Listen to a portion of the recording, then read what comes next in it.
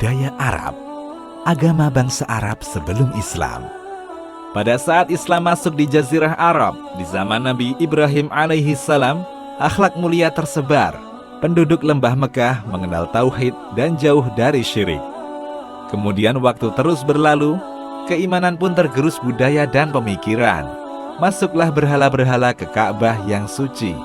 Agama Nabi Ibrahim hanya dipegang sebagian kecil masyarakat. Sejarah masuknya dan tersebarnya berhala di Jazirah Arab. Beberapa masa setelah wafatnya Nabi Ibrahim dan Ismail, terjadi perubahan besar di tanah Mekah. Agama tauhid tergerus oleh ombak kesyirikan. Penduduk tanah suci di sekitar Baitullah Al-Haram menjadi penyembah berhala. Pelajaran bagi kita umat Islam di Indonesia, tauhid yang dibawa oleh para rasul dan bertempat di tanah suci bisa berganti menjadi agama pagan penyembah berhala. Tidak ada yang menjamin negeri ini, Indonesia, akan selamat menjadi negeri mayoritas umat Islam kalau kita tidak mengkaji agama ini, kemudian mendakwahkannya. Perubahan besar di Jazirah Arab itu dibawa oleh tokoh kabilah Khuza'ah, Amr bin Luhai al-Khuzai. Ia adalah pemimpin politik dan agama di Mekah. Ia dicintai dan disegani masyarakat.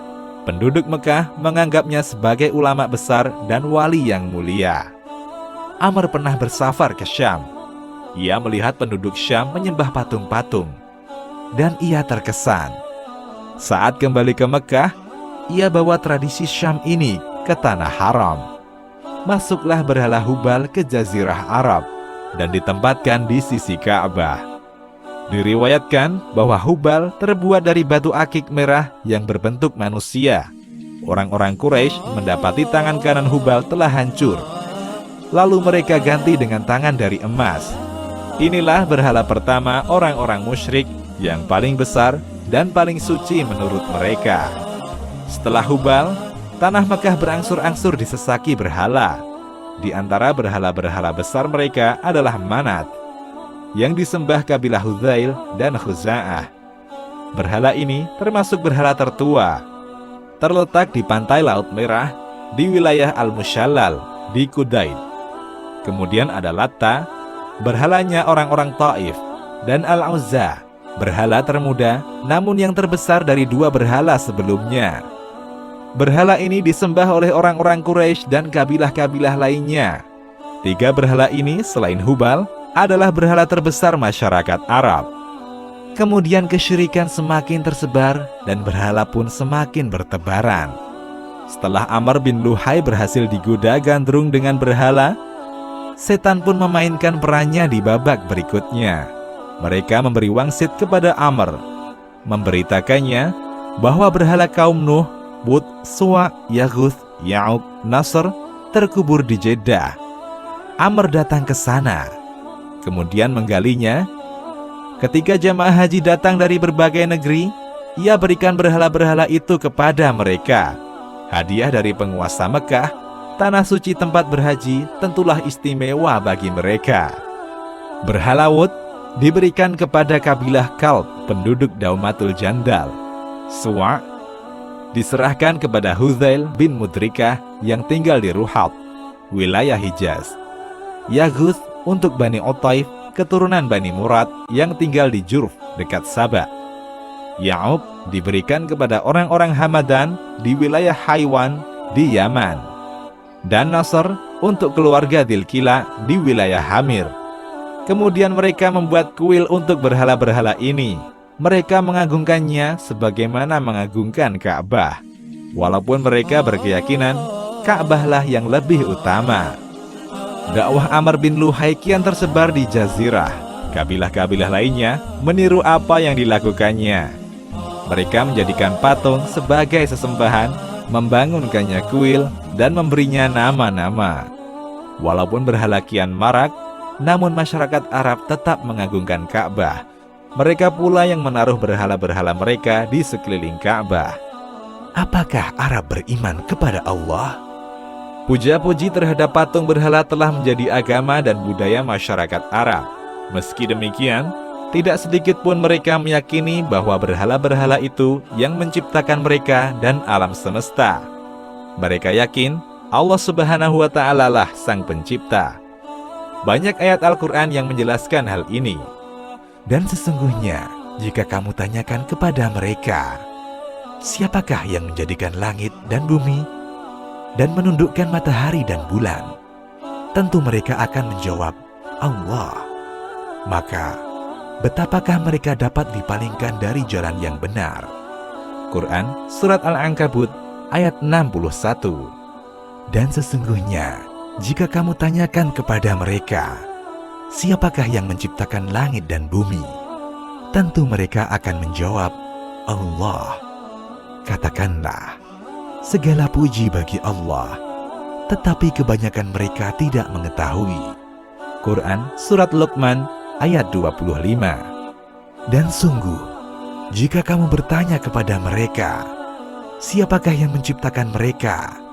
Niscaya mereka menjawab, Allah.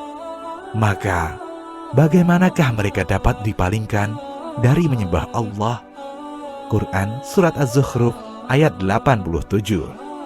Namun setan membisiki bahwa berhala-berhala itulah yang mendekatkan diri mereka kepada Allah Subhanahu wa Ta'ala. Berhala itu menjadi perantara antara mereka dengan Allah. Ingatlah, hanya kepunyaan Allah lah agama yang bersih dari syirik. Dan orang-orang yang mengambil pelindung selain Allah berkata, kami tidak menyembah mereka, melainkan supaya mereka mendekatkan kami kepada Allah dengan sedekat-dekatnya. Sesungguhnya Allah akan memutuskan di antara mereka tentang apa yang mereka berselisih padanya. Sesungguhnya Allah tidak menunjuki orang-orang yang pendusta dan sangat ingkar. Quran Surat Az-Zumar ayat 3. Ayat ini dengan tegas menjelaskan orang-orang Arab jahiliyah beriman kepada Allah Subhanahu wa Ta'ala. Tapi mereka campuri keimanan itu dengan kesyirikan. Mereka menyembah Allah dan juga menyembah berhala. Dari sini, kita dapat memahami bahwa mengagungkan orang-orang saleh secara berlebihan, lalu menjadikan mereka perantara dalam beribadah kepada Allah, adalah tradisi masyarakat Arab jahiliyah, yakni budaya Arab. Arab telah mengenal jin dan setan. Orang-orang Arab jahiliyah telah mengenal jin dan setan. Pada masa itu, setan-setan berkumpul antara Bukit Sofa dan Marwa. Abdullah bin Abbas radhiyallahu anhuma ketika menafsirkan ayat, sesungguhnya Sofa dan Marwa adalah sebagian dari syiar Allah. Quran Surat Al-Baqarah ayat 158. Ia mengatakan, di masa jahiliyah, setan-setan berkumpul di malam hari antara Bukit Sofa dan Marwa. Di antara dua bukit itulah terdapat berhala-berhala orang-orang musyrik. Saat Islam datang, kaum muslimin mengatakan, wahai Rasulullah, kami tidak mau sa'i antara Sofa dan Marwa, karena dulu kami melakukan sesuatu kesyirikan di sana saat jahiliyah. Kemudian Allah menurunkan firman-Nya, maka barang siapa yang beribadah haji ke Baitullah atau berumrah, maka tidak ada dosa baginya mengerjakan sa'i antara keduanya.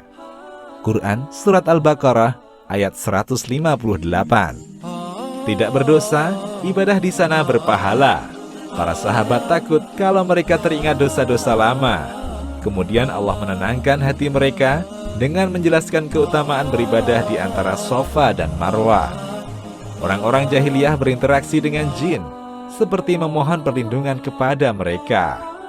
Dan bahwasanya ada beberapa laki-laki dari kalangan manusia meminta perlindungan kepada beberapa laki-laki di antara jin. Maka jin-jin itu menambah bagi mereka dosa dan kesalahan. Quran Surat Al-Jin ayat 6. Budaya Arab ini juga memiliki kesamaan dengan kultur lokal Indonesia.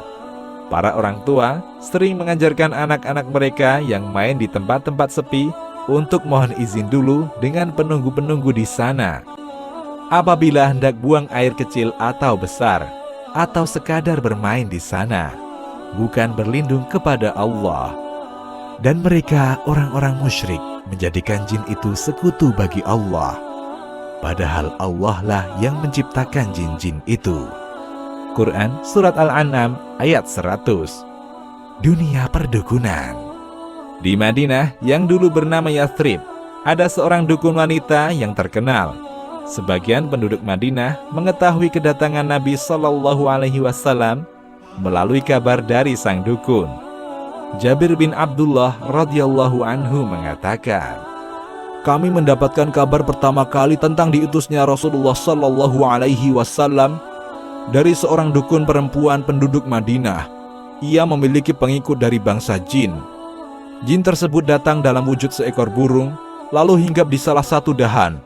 Wanita itu berkata pada burung, adakah berita untuk kami sehingga bisa engkau sampaikan, dan kami juga berkisah padamu. Engkau memperingatkan kami dengan berita tersebut, kami juga memperingatkanmu. Burung itu menjawab, tidak, hanya saja telah diutus seorang nabi di Mekah yang mengharamkan zina dan melarang al-qarar. Masyarakat jahiliyah biasa minta pendapat para dukun. Ibnu Jurayj menafsirkan ayat, barang siapa kufur kepada taghut, Quran Surat Al-Baqarah ayat 256. Menurutnya, taghut dalam kalimat tersebut adalah dukun yang mendapat bisikan setan. Mereka memberi wangsit pada lisan dan hati para dukun. Dari Aisyah radhiyallahu anha bertanya kepada Rasulullah Sallallahu Alaihi Wasallam, wahai Rasulullah, sesungguhnya para dukun menyampaikan sesuatu kepada kami begini dan begitu, dan kadang kami lihat kenyataannya memang benar. Rasulullah Sallallahu Alaihi Wasallam bersabda, kata-kata yang benar itu ditangkap oleh bangsa jin, lalu dibisikkannya ke telinga tukang tenung atau dukun, dan ditambahkan ke dalamnya 100 kedustaan. Perdukunan saat itu benar-benar tersebar dan membudaya, sampai ada sebagian orang berprofesi jadi dukun palsu. Aisyah radhiyallahu anha berkata, Abu Bakar As-Siddiq memiliki budak laki-laki yang senantiasa mengeluarkan kharaj padanya. Abu Bakar biasa makan dari kharaj itu. Pada suatu hari, ia datang dengan sesuatu yang akhirnya Abu Bakar makan darinya. Tiba-tiba, sang budak berkata, apakah Anda tahu dari mana makanan ini? Abu Bakar bertanya, dari mana? Ia menjawab, dulu pada masa jahiliyah, aku pernah menjadi dukun yang menyembuhkan orang. Padahal bukannya aku pandai berdukun, namun aku hanya menipunya. Lalu si pasien itu menemuiku dan memberi imbalan buatku. Nah, yang Anda makan saat ini adalah hasil dari upah itu. Akhirnya Abu Bakar memasukkan tangannya ke dalam mulutnya hingga keluarlah semua yang ia makan. Abdullah bin Abbas berkata, Rasulullah Shallallahu Alaihi Wasallam tidak membacakan Al-Quran kepada jin dan tidak pula melihat mereka. Rasulullah Shallallahu Alaihi Wasallam pernah pergi bersama sejumlah sahabat menuju pasar Ukaz. Sementara itu, setan-setan telah dihalangi mendapatkan berita dari langit dengan dilemparkan kepada mereka asyihab, yakni meteor. Setan-setan tadi kembali kepada kaumnya, dan kaumnya itu bertanya, ada apa dengan kalian? Mereka menjawab, kami telah dihalangi memperoleh berita dari langit, dan kami pun dilempari dengan asyihab. Kaum mereka berkata, tidak ada yang menghalangi kalian memperoleh berita langit, kecuali sesuatu telah terjadi. Pergilah kalian ke arah penjuru timur dan barat bumi. Lihatlah apa yang menghalangi kalian memperoleh berita dari langit. Mereka pun beranjak pergi ke timur dan barat. Sebagian di antaranya melewati Tihamah dan bertemu dengan Nabi Shallallahu Alaihi Wasallam yang ketika berada di Nikhlah dalam perjalanan menuju pasar Ukaz.